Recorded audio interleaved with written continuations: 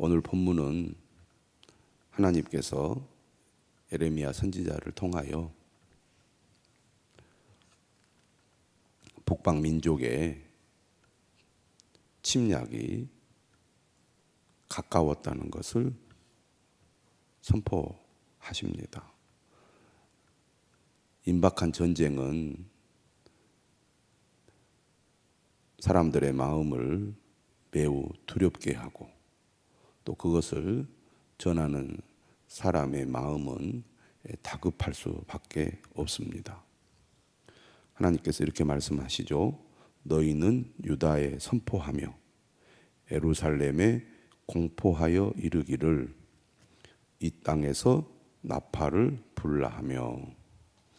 나팔은 여러 경우에 불게 되어 있는데 오늘 본문은 전쟁의 소식을 알리는 나팔입니다. 전쟁을 알리는 나팔이 울려 퍼졌을 때 얼마나 사람들이 두렵겠습니까?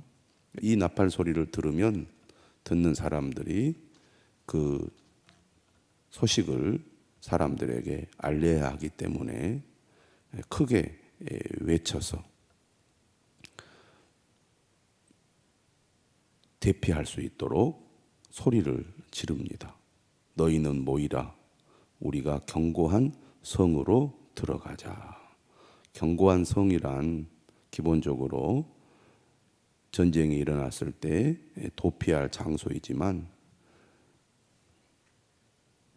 결국 견고한 성은 예루살렘 성을 가리킨다고 하겠습니다.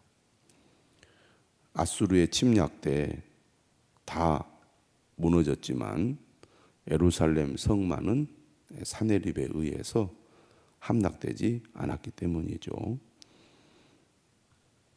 시온을 향하여 깃발을 세우라. 도피하라. 지체하지 말라. 이렇게 다급하게 시온을 향하여 명령을 내리는 이유는 북방에서 재난과 큰 멸망이 일어나기 때문이죠. 내가 북방에서 재난과 큰 멸망을 가져오리라.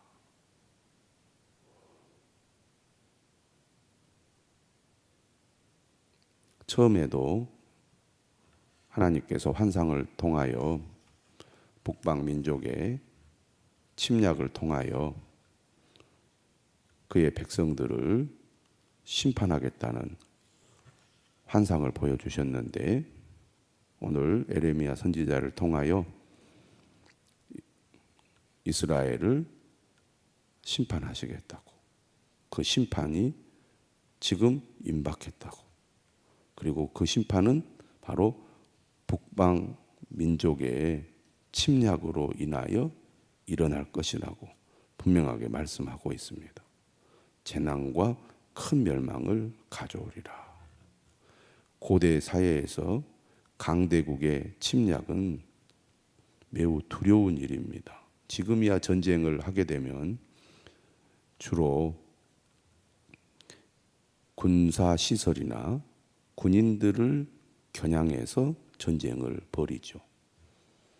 물론 민간인들에게 피해를 끼치기도 하지만 사실 민간인보다는 군인들을 직접 공격하기 때문에 민간인들의 피해는 매우 작다고 볼 수 있습니다.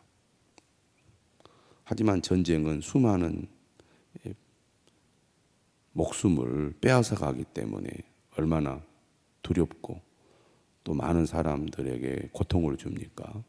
하지만 고대 세계에서의 전쟁은 민간인, 군인을 가리지 않습니다. 또 진멸 전쟁이라고 해서 씨를 완전히 다 말려버리는 끔찍한 전쟁이 고대 세계의 전쟁의 특징인데, 이처럼 강대국이 약소국에 침략하여 그들을 죽이는 전쟁을 벌인다면 얼마나 많은 피해를 당하게 되겠습니까? 그런데 그런 일이 일어난다는 얘기입니다. 일어날 거라는 거죠. 그 날이 얼마 남지 않았다는 겁니다. 지금 전쟁을 하루 침략하고 있다는 얘기죠.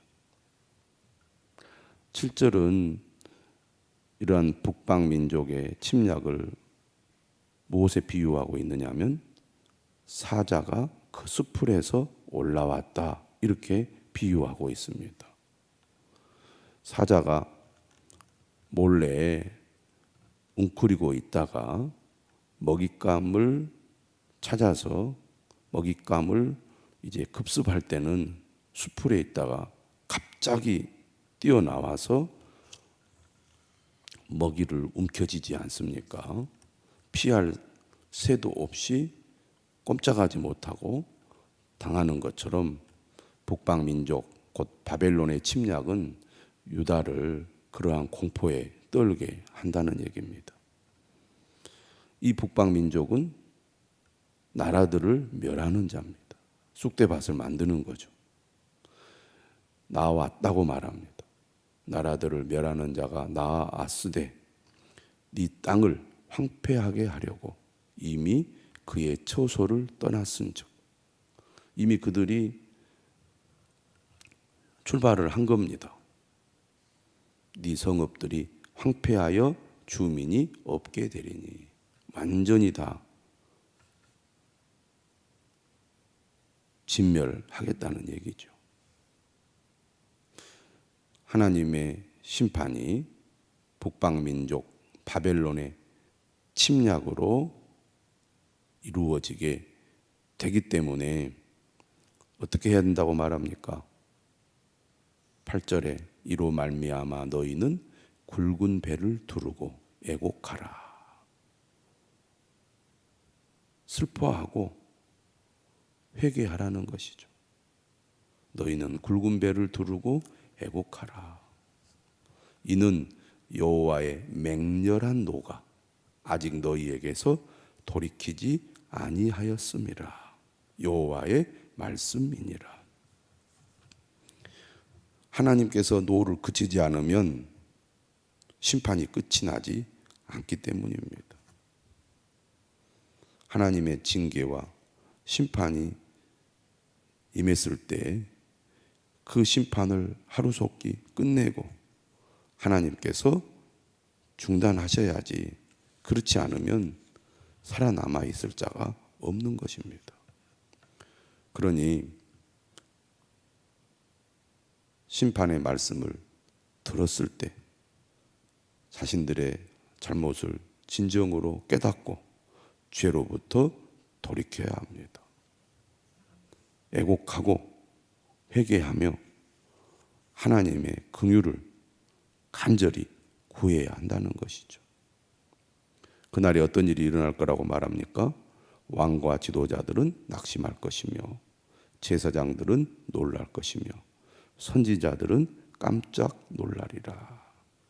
하나님의 말씀을 선포한다는 선지자들 가운데는 왕궁 선지자로서 오히려 하나님의 뜻을 정직하게 전하기보다는 왕의 입장에서 또 우상 숭배하고 타락한 백성들의 편에서 하나님의 말씀을 왜곡하여 전하는 사람들이 있었습니다. 그런데 그들은 안심하고 차마 그런 일이 일어날 건가 이렇게 생각했지만 막상 바벨론이 침략하고 예루살렘과 유다가 멸망하게 되면 왕과 지도자들, 제사장들, 선지자들이 다 놀라게 될 거라는 거죠. 정말 그러한 일이 일어났구나. 이제 우리는 다 끝났구나. 일이 터지고 나서야 깨닫게 되는 거죠. 그전에는 설마 그런 일이 있을까 믿지 않았던 사람들이었습니다. 이러한 일들이 벌어질 것이라고 하나님께서 에레미야에게 말씀하셨을 때 오늘 10절 에레미야는 이렇게 말합니다. 내가 이르되 슬프도소이다 주 여호와여, 주께서 진실로 이 백성과 에루살렘을 크게 속이셨나이다. 이 말은 무슨 말이냐면 아까 말한 왕궁 선지자들을 통하여 하나님께서는 오히려 이 백성들을 지킨다, 이 나라를 하나님께서 보호하신다, 그러니 평강이 있을 것이다, 이렇게 말했거든요. 우리가 다른 이 선지서를 통해서도 그러한 거짓 선지자들의 거짓 메시지를 듣습니다. 전쟁이 일어나지 않을 거다. 하나님께서 예루살렘 성전 안에 임재하시기 때문에 이 성전만큼은 안전하다. 이런 메시지를 거짓 선지자들이 자주 말해왔습니다. 또 아까도 말씀드렸듯이 아수르가 침략했을 때 예루살렘 성을 함락하지 못하거든요. 왜 예루살렘 성을 함락시키지 못했느냐? 하나님이 지켜주셨기 때문이다. 이런 믿음이 있었고 또 그러한 역사적인 사실에 근거하여 그렇게 선포한 사람들이 있었습니다. 선지자들이. 그런데 이제 진짜 바벨론이 침략해서 예루살렘이 함락되면 그러한 모든 거짓 메시지가 다 잘못됐다는 것을 알게 되잖아요. 그런 얘기입니다. 이 백성과 예루살렘을 크게 속이셨나이다. 이르시기를 너희에게 평강이 있으리라 하시더니 칼이 생명에 이르렀나이다. 칼이 목을 내려치기 직전이라는 거죠. 일이 닥치고 나서야 그때야 깨닫는 겁니다. 그때야 거짓과 참이 구분이 되는 거죠. 사람은 자신에게 좋게 말하는 것, 이롭게 말하는 것에 더 마음이 가고, 그리고 그 말을 듣고 위안을 얻지, 위험하다, 큰일 났다, 잘못될 것이다, 그런 얘기는 들으려고 하지 않잖아요. 하나님의 경고의 말씀은 별로 귀담아 들으려고 하지 않는 겁니다. 지금 눈에 보이는 현실은 아무렇지 않게 보이기 때문이죠. 그러나 일이 터지고 나면 그때야 무엇이 참이고 거짓인지 알게 되는 겁니다. 11절이죠. 그때에 이 백성과 예루살렘에 전할 자가 있어서 뜨거운 바람이 광야에 있는 헐벗은 산에서 내 딸 백성에게 불어온다 하리라. 이제 11절은 또 하나님의 말씀입니다.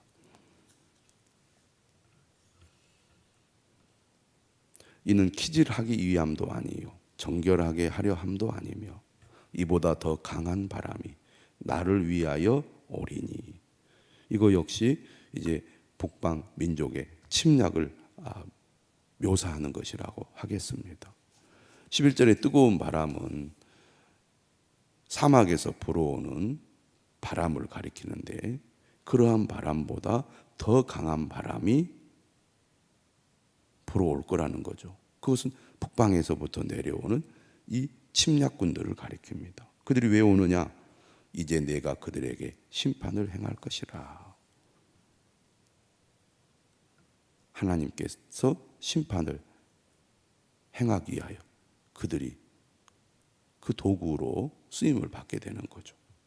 13절은 말합니다. 보라 그가 구름같이 올라오나니 그의 병거는 회오리 바람 같고 폭풍이 휘몰아치듯이 이 전쟁을 일으키는 군대들이 내려옵니다. 얼마나 두렵겠습니까?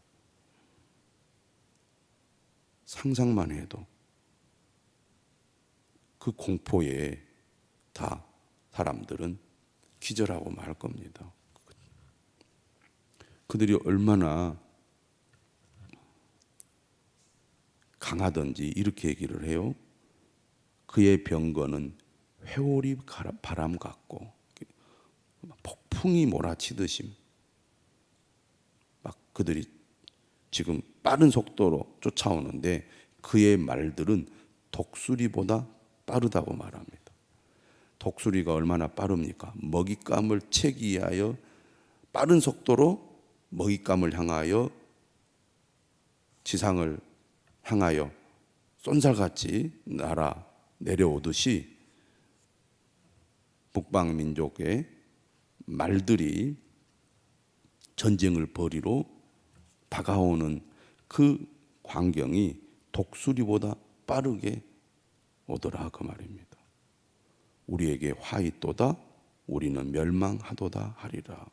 그러한 광경을 보았을 때는 겁에 질리고 말고 이제 다 끝났구나라고 완전히 자포자기할 수밖에 없는 상황에 처하게 될 거라는 거죠. 이렇게 임박한 전쟁, 바벨론의 침략이 현실화 될 거라고, 그 침략과 전쟁은 모든 것을 다 짓밟아 버릴 것이라고 강력하게 에레미야 선지자를 통하여 선포하는 목적이 어디에 있습니까? 14절이죠. 예루살렘아 네 마음의 악을 씻어버리라.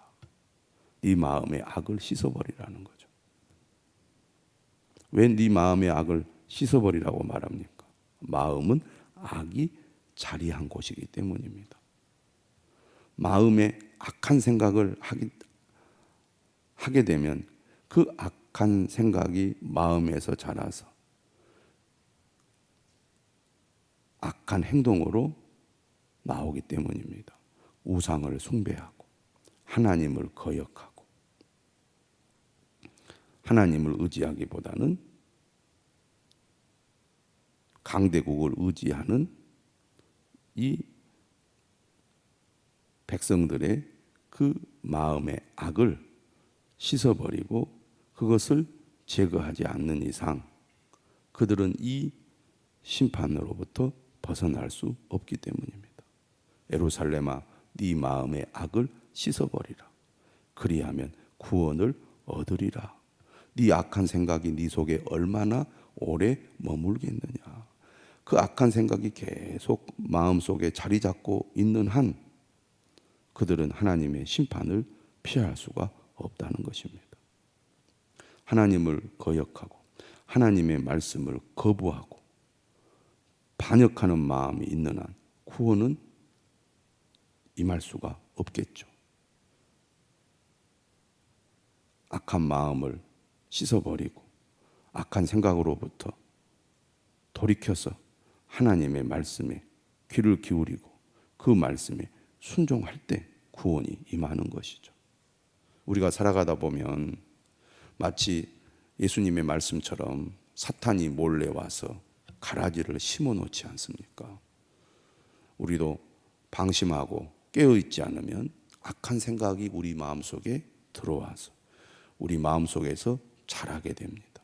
그러면 하나님보다는 세상을 더 사랑하게 되고 하나님의 말씀보다는 세상의 말에 더 귀를 기울이고 하나님을 의지하고 가까이 하기보다는 세상의 것을 더 가까이 하고 하나님의 말씀에 순종하기보다는 불순종하는 삶으로 나아가게 됩니다. 그래서 네 마음의 악을 씻어버리라고 말합니다. 오랫동안 머물러 있도록 내버려 두지 말라고 말합니다.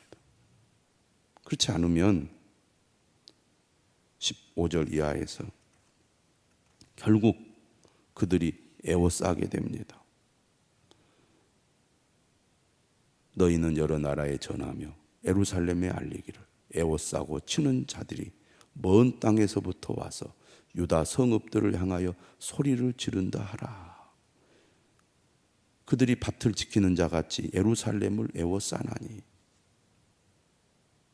예루살렘 성을 애워싸죠. 결국은 함락을 시킵니다. 왜 이런 심판이 임합니까? 하나님께서 촉구하시는 말씀을 끝내 듣지 않고 그들이 하나님을 거역했기 때문입니다. 오늘 우리는 마음의 악을 씻어버리고 하나님을 거역하는 나의 잘못된 태도와 행동을 버리고 하나님 앞으로 가까이 나가야 하겠습니다. 그의 말씀에 진정으로 순종하는 자가 되어야겠습니다. 18절 말씀하죠. 네 길과 행위가 이 일들을 부르게 하였나니 이는 네가 악함이라 그 고통이 네 마음에까지 미치느니라.